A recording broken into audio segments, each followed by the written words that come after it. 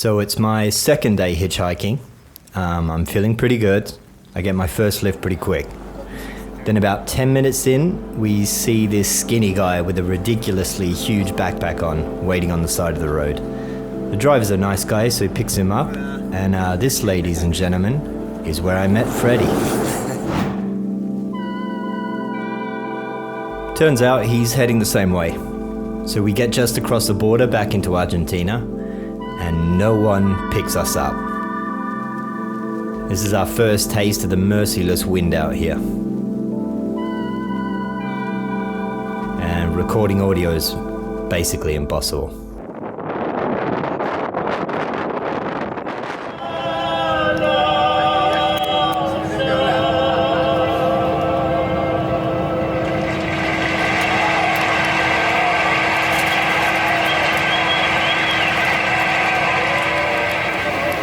So after almost 4 hours, 4 hours? We'll say 4 hours now. 4 hours, we've managed to jump on an empty bus that is going to El Calafate for the last 200 Ks. Out of the wind and able to have a conversation, I got to know a bit more about Freddy. He's from Sweden and he has traveled a lot. The craziest travel stories I have ever heard. Adventures include climbing up glacial mountains in Bolivia, looking after a puma in the Amazon, chasing wild gorillas in the Congo, and spending time with a Maasai tribe out in the desert. They gave him a sheep. What's the sheep's name?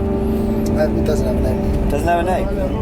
You had the opportunity to give it a name and you didn't give it a name. They don't give them names. We write stuff like, your sheep is doing well, your sheep is doing fine, it had baby, blah, blah, blah. Maasai, right? They real tall, gangly guys, jumping. Are they the ones that have to kill a lion? But they don't really do that anymore. Just an old thing. I peppered him with questions as we cut across the lunar landscape, arriving to our destination.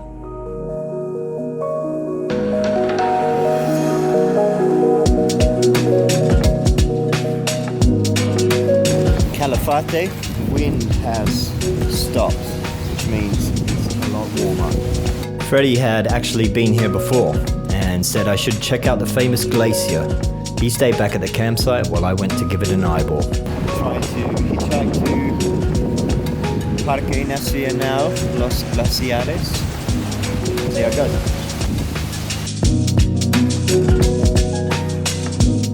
It was very clear that we were in Gaucho country now. Gauchos are the very stylish cowboys of Argentina, Uruguay, and South Brazil.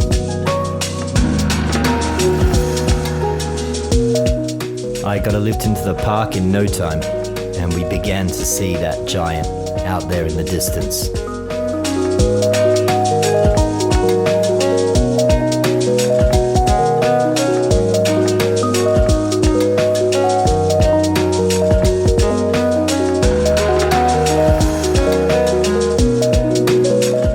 It's a big boy.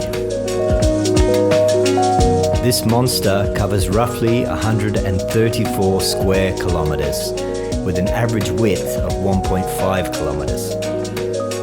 It ends here, in Lago Argentino, as ice shears off from the 135-meter tall cliff face into the lake.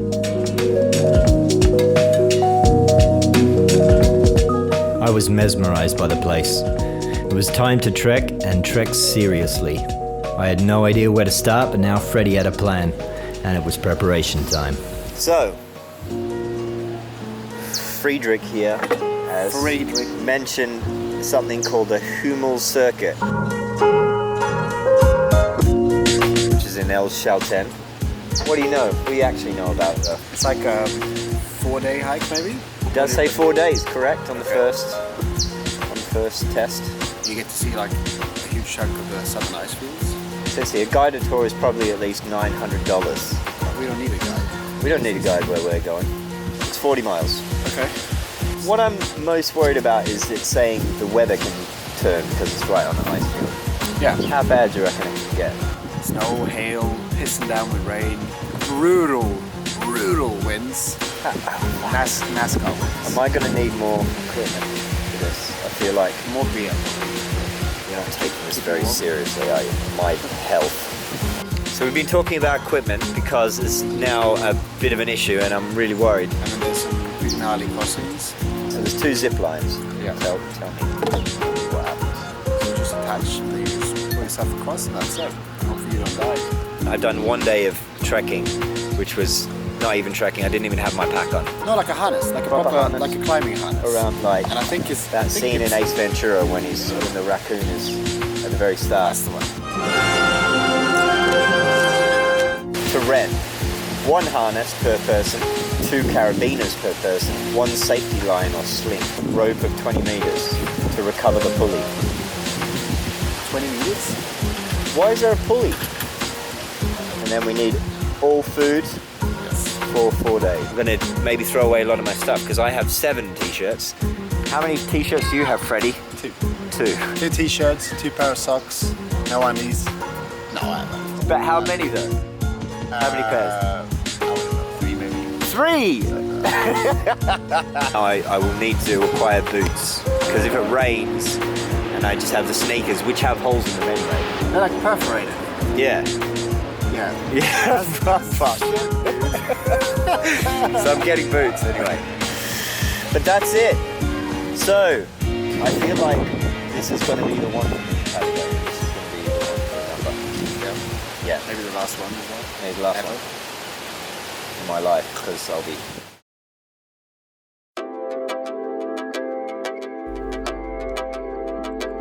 We arrived at the coach station, and bad omens aside, the place looked like the real deal.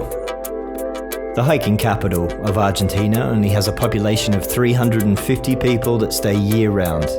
We went to the ranger station to register and prepare ourselves.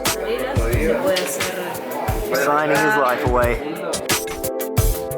So we're now going to go and rent the harness because there's a zip line. Absolute paradise of berries. These are called calafates. It's supposed to be the magic berry that makes you not want to leave. Delicious.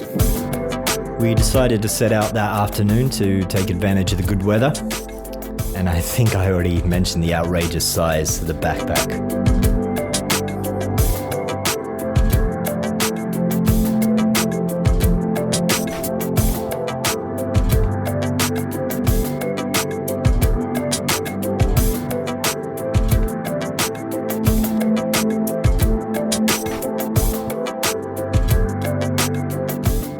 So we're just discussing the finer points of artificial vanilla flavoring. 2 ways of making artificial vanilla flavoring. Number 1. So the number 1, letting pine wood rot. They squish it up, they boil it down, make an extract. Number 2. They squeeze out some yummy liquids out of the castellarium, which is a gland up the bum of the beaver. And then they put it in your cookies. You know, Who found out this? that's though? the question. That's the question.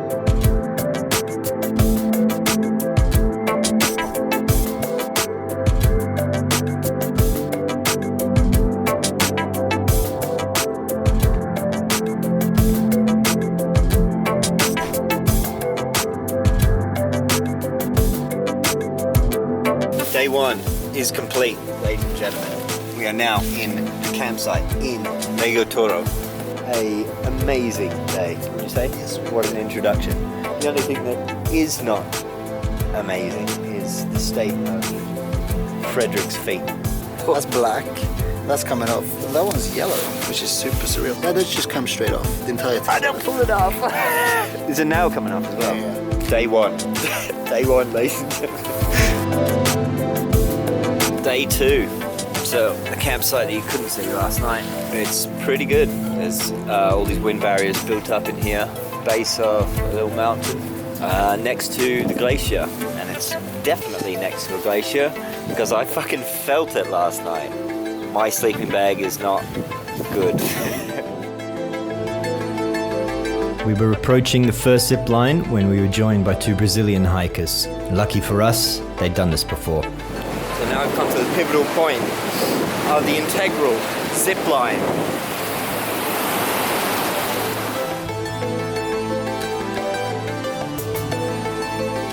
bags across first, which is going to make me equally as nervous, because if that shit falls in there,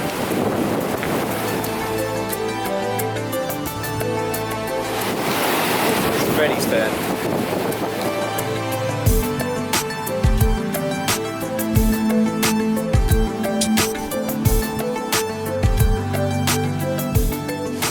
Cross, that's zip line. One of two. Maybe we're gonna have to do the second one by ourselves. Tunnel Glacier. I'm about to go and walk on it over there.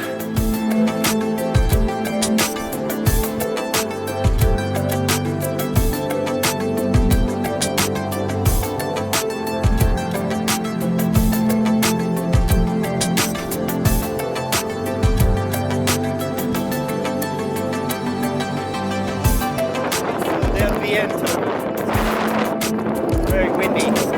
Wind.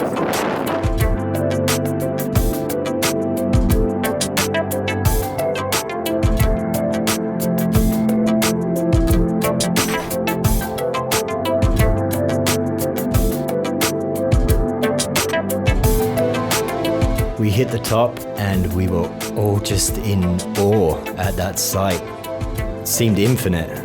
On the horizon there's a giant wall of cloud like a frozen tidal wave. End of day 2. It was really hard today. It started with the zip line. We crossed through Paso del Viento, some 1,500 meters high, and it was quite grueling. Never really felt wind like that. Fell over a few times, but I am fucked now. My shoulders are busted, my legs are tired. It's only 7:15, but I'm gonna try and sleep now because I had a rough sleep last night, because my tent is still not warm enough for this climate. I haven't found a way to keep myself warm. I've had some donations. Freddie, he's given me his Woodstock looking sarong. I'm going to wear all of my clothes again. With those things combined, maybe I will be able to stay relatively warm tonight. Tomorrow it's 18 Ks. I can't even think about it. Good night. What a lovely morning this is. Let's go find Freddie. There he is! Yeah. Shelter. Cooked in last night. We cooked breakfast this morning.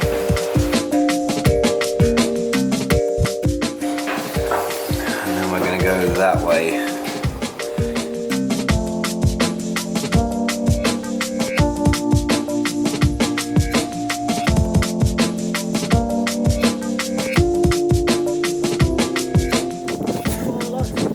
Don't fall down.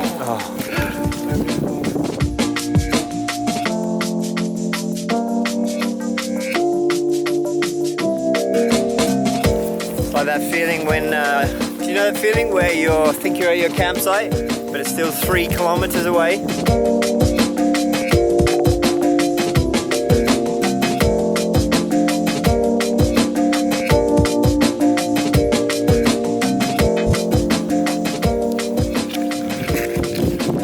End of day 3. Got Freddie on the pasta. This is our campsite. So cognacs. And they are tribe. In Burma and in India, they don't speak English, they don't speak Hindi. They might speak Nagamese, but predominantly they speak Cognac. It's really difficult to communicate with them. Anyways, we're up there. Someone said, we need to take a shit. And the young guy goes, yeah, just go out into the pigsty. Like, just sit there in front of the pig and take a shit. What do you mean? Then he just started laughing and he goes, it's a full circle. We eat, and then we shit, and then the pig eats the shit, and then we eat the pig! The only time I turned down food. Yeah, I'm not surprised. Day 4. Oh.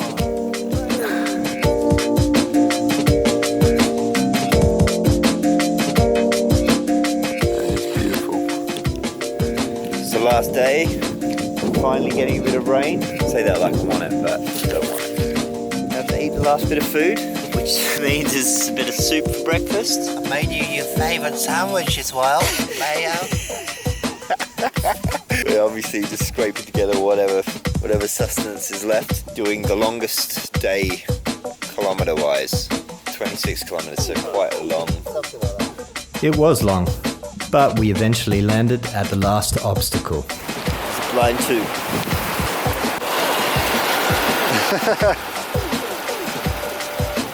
We got lucky again. Another zipline team effort. It is 10 to 4 p.m. Day 4. We finished. It's all over, baby. Cold, hungry, very sore. So that's it. Still smiling. I had got a taste of this new way of adventure. Something about the ruggedness, the remoteness, really struck a chord with me. We stayed in the town for another few days, plotting our next move, and I took a day hike up to the lookout near Mount Fitzroy.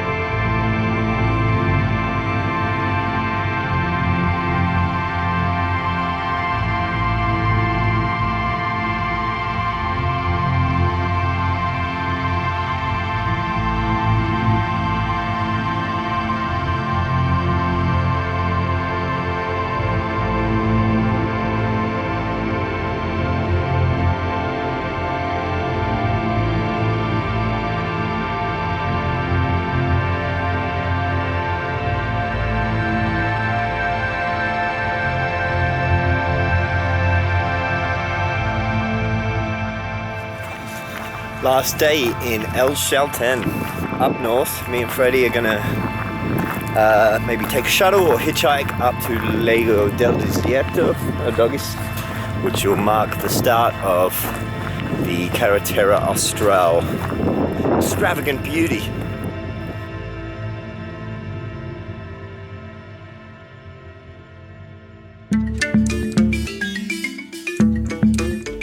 Well, you know what they say about the best laid plans. Back in Calafate. Just to give you an update on what the fuck happened yesterday. It started with the bridge breaking. Bridge has fallen down and they've literally just closed the road off. We've just stood out here to try and hitch, and it's a no-go. I even made a sign. Yeah. God, For nothing. it's not with us. We go looking for a bus, all of them full. A lot of people stuck there. We decide, fuck that. So we're going to hitch, Route 40, and then go up, Corrida Moreno, cut back in to Los Antiguos. Yeah, let's do that, let's hitch. Lo and behold, no one picks us up for 8 hours. Backpackers, mochileros aren't very liked in that part. We got a few people giving us fingers as they drove past. Someone tried to swipe us with their car as a bit of a joke. Super windy. It was just very, very bad day. Started to just hitch anywhere. Any car taking us any direction, whatever. We're running out of water. It's getting a bit dangerous. Car picks us up and takes us straight to this campsite, which we were before. So we're back in Calafate all the way back, which seems ridiculous. But buses back up to Los Antiguos are cheaper than they were in Chalten. Plus, the weather is amazing. Things are cheaper down here. We'll make a 13-hour night bus, and we will be on the border of Chile. So even when we thought we were out of luck, things kind of just worked out better in the end. And I'm just sitting out here having some fruit salad, and things are good. Back in Chile. In Chile Chico this time. We're going to find out about boats to the other side, because that is Cerro Castillo, probably a mountain we'd like to hike around.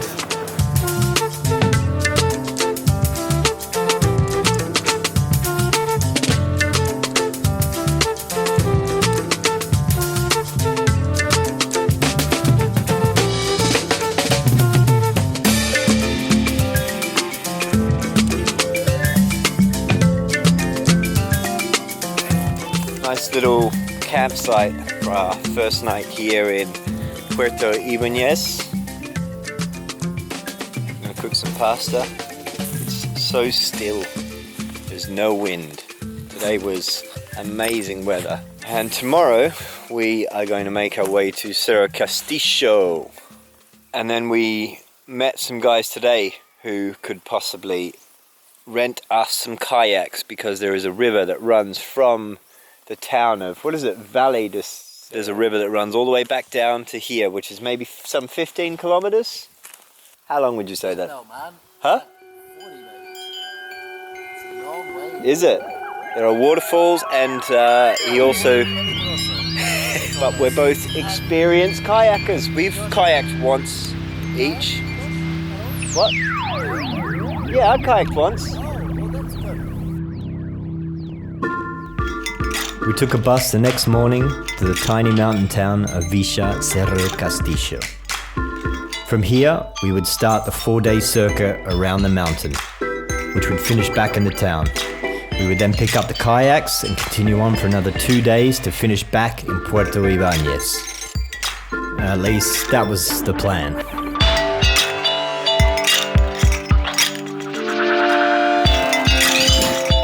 Freddie signing his life away again. Daily chore.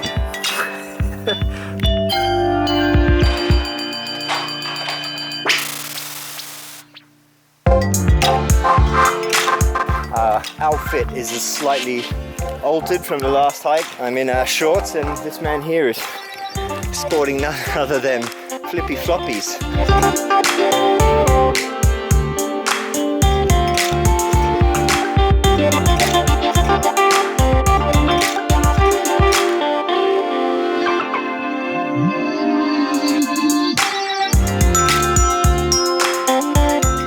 A lot more flies. Hurt a lot when they bite you. Same ones have been following me for about 3 hours now. So yeah, new friends. Here's some new friends.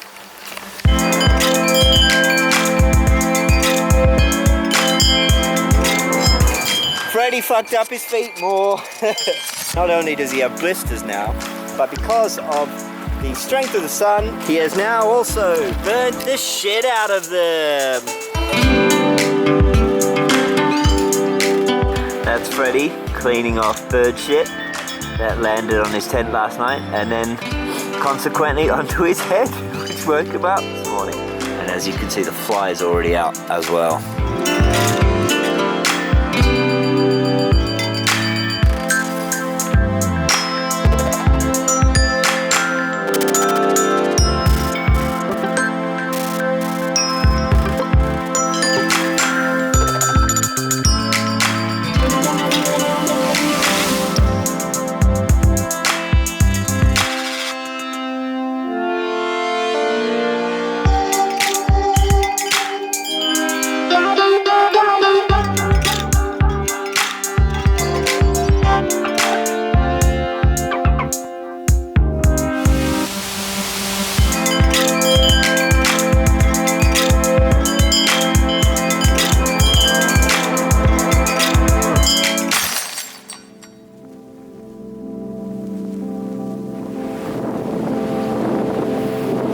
There it is, Cerro Castillo in all its glory. Castillo is Spanish for castle, and you could really see it, that Gothic structure looming up there in the clouds. Freddie's just going off on an adventure, I don't know. He's thirsty, probably thirsty.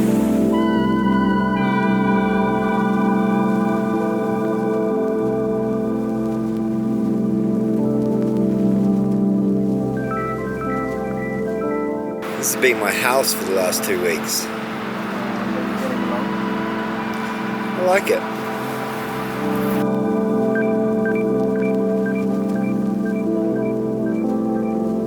When it came time to eat during the trek, we took things very seriously. There we go, we got the beans, baby. And then we got the... we don't know what that is. Toast them tortillas, toast them.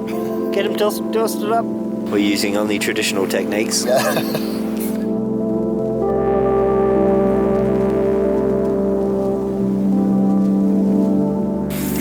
for you. Coming up. There you go, my dear.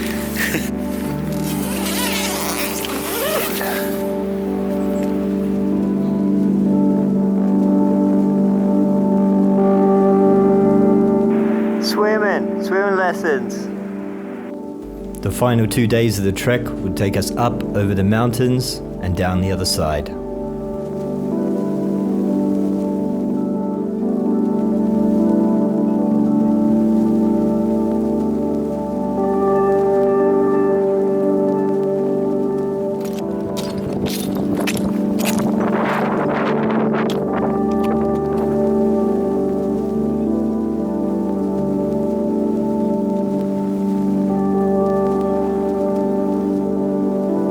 This is the last campsite.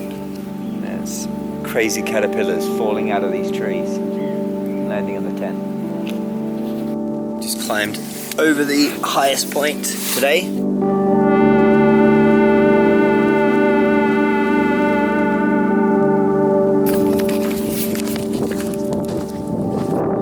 Cerro Castillo complete. And that is part one, I'd say, of the full journey. Next, we're hitting the river for 2 days to kayak back down, which should be another adventure in itself. Looking forward to it. Little did we know, disaster was just around the corner.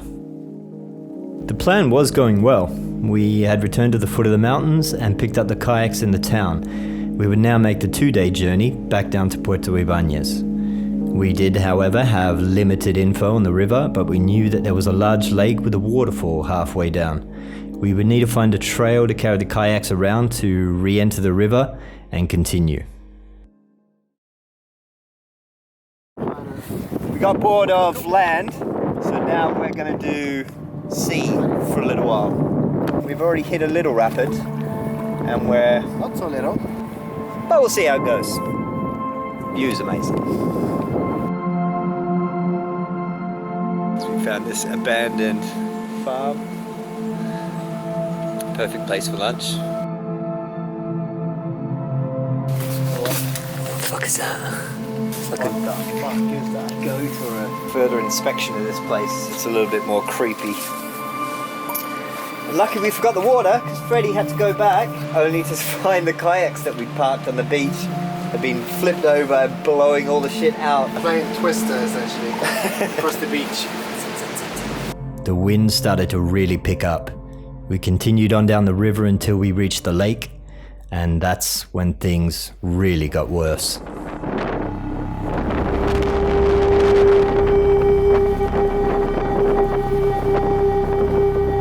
So this is where we've taken refuge for today.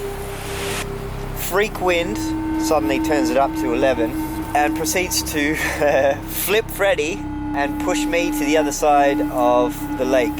So Freddie's there in freezing cold water trying to throw the water out of his kayak while getting pummeled with wind. And my kayak's filling up with water. We're left dragging these kayaks across the lake, cramping up. I was screaming at him to leave the boat, but he couldn't hear me. He managed to get the water out, so the kayak's there, and we're going to wait it out until the morning. Don't particularly know what we're going to do. I think there's going to be a lot of lifting. And maybe some hiking. We don't have much in the way of dry clothes either. Close call.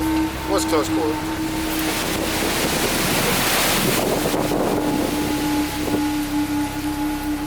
Hopefully it's not like that tomorrow and we have a break. We can make a break for it to get back to Puerto Ibañez.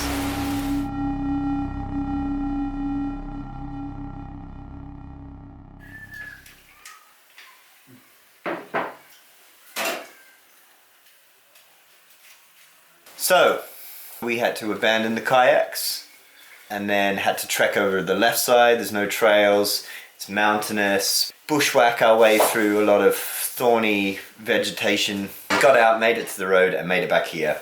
And so we've all sort of been planning how we're going to do this. So tomorrow is the big day where we make the cross. The kayaks are on the left side, so we need to paddle them up as far as we can go, essentially. A myriad of techniques will be implemented to get us across to the other side. getting pulled towards the waterfall the entire time. And the aim is to not go down the waterfall. From there, we just require a pickup for the kayaks. We're going to be warmer than we were originally. We've learned some techniques for emptying kayaks of water. If they flip, we'll get up and we'll start preparing for the day. I'll see you this time tomorrow with a bigger smile on my face.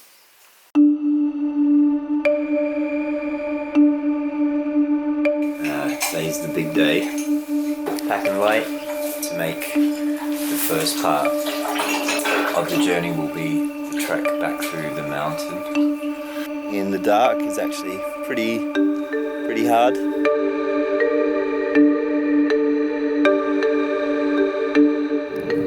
Found some good trails, so we're back up to the lake now. I'm finding big paw prints, which suggest puma!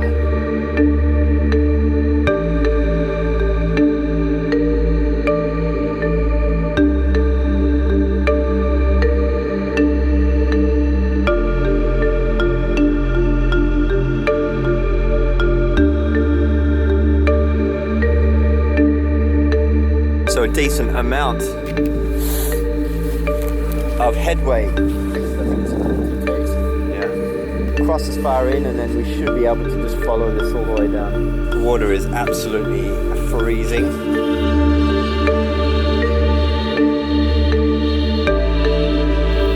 Cross.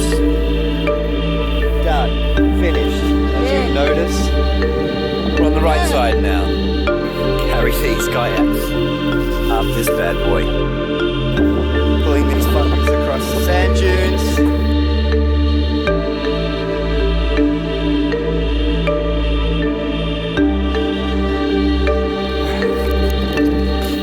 That's fucking it.